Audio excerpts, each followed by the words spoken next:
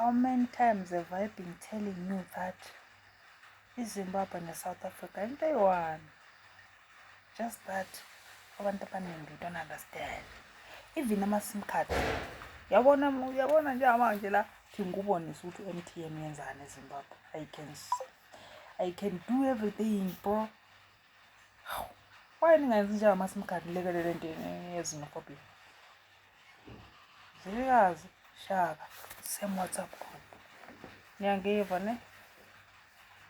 Ngithi ngibonisa ukuthi ngiya-check-a nedatha yonke into ngo-MTN. Buka. Uqalelani ngomanje?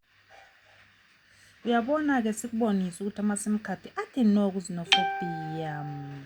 Sithi khona si-check-e u-MTN silapha eZimbabwe. Uyabona i-connect waseZimbabwe. Thina sifuna u-MTN kodwa sikhona lapha eZimbabwe Nkosi yami.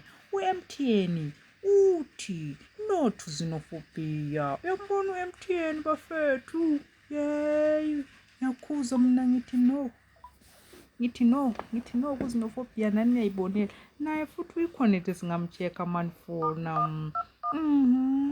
Uyayibona leyo nto? Hayi kahle ithi singa-check-i sifone ukuze ubone ukuthi ngempela siseZimbabwe sisebenza uyi-connect. Uyayiva le nto?